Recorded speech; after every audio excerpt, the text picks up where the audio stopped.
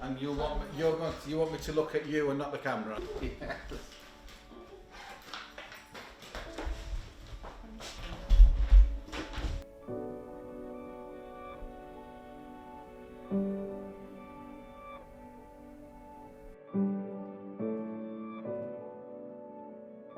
My name is Alex Pandolfo. I was born in Manchester in 1954, which makes me 65. If life is a biological thing, where the heart keeps beating, then, that's life. But life's far more than that. Life is about who we are, it's about how we are, and it's about how we're able to celebrate that life.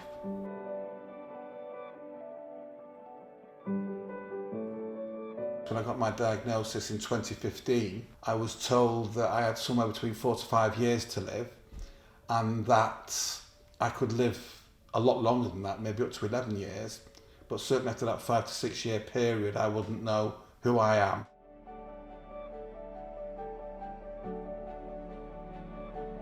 I am very familiar with dementia because my father had a condition called multiple systems atrophy, and he had dementia that's related to that.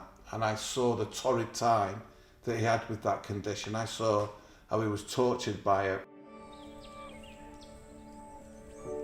For the last month of my dad's life, we fought constantly to keep him at home because that was his wishes and my mum's wishes.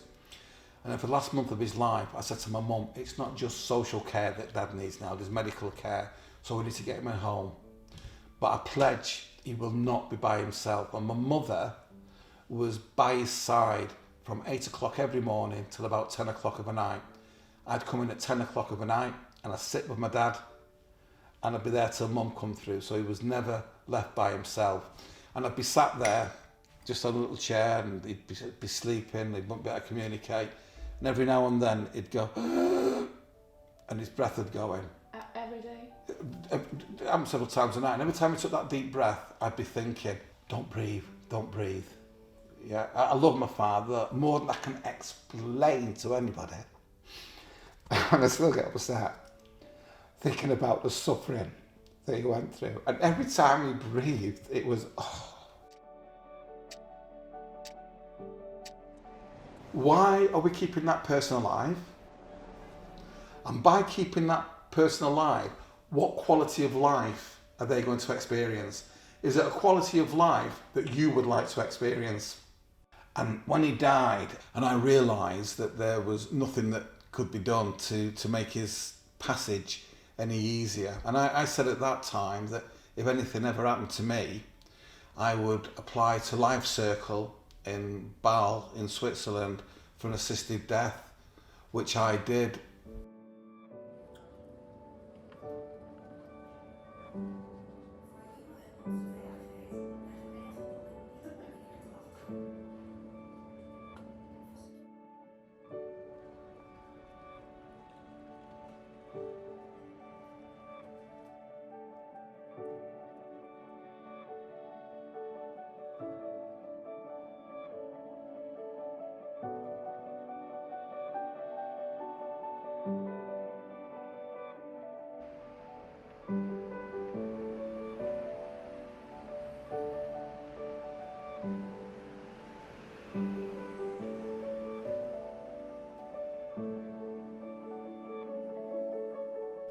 A man with his education can't make the distinction between somebody that's suicidal and somebody that wants a humane assisted death.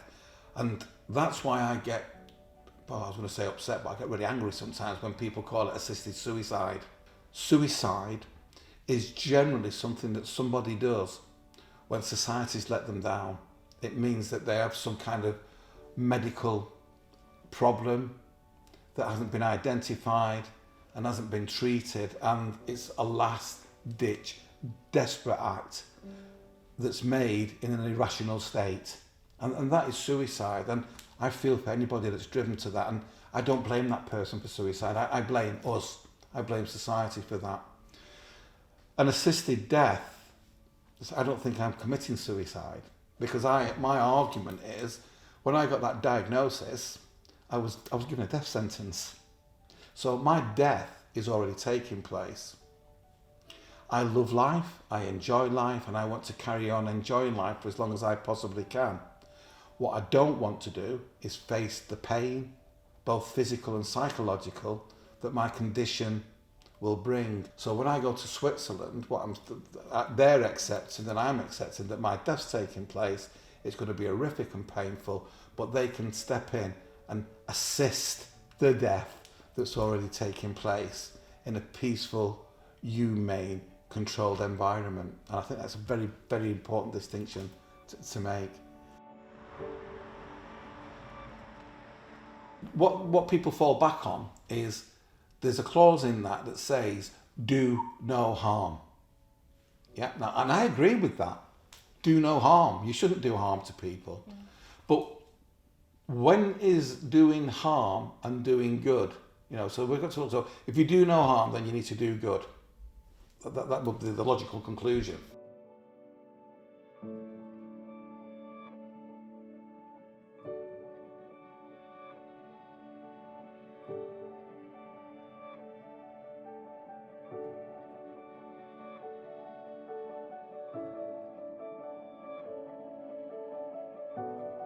If keeping me alive is subjecting me to pain, both psychological and physical, because you can keep me alive, is that doing harm or is it not doing harm? That is the question we need to pose. So what do we actually mean by do no harm?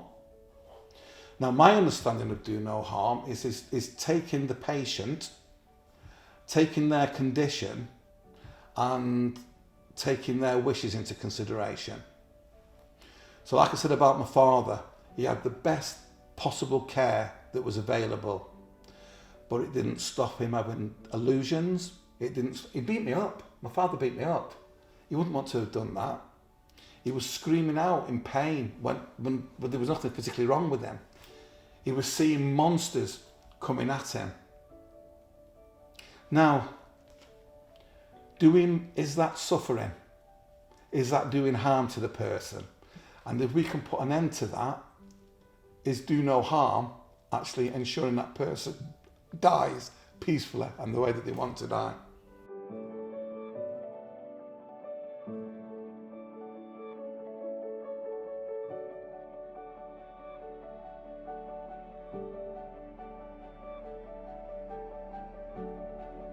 If you can afford to have a humane voluntary assisted death, you can go. But what I think is criminal is if you can't afford that. So that means the majority of people in this country who are the most socially and economically deprived do not have the choice that I have. And I think that's wrong. And that's why I campaign vigorously to try and get the law changed.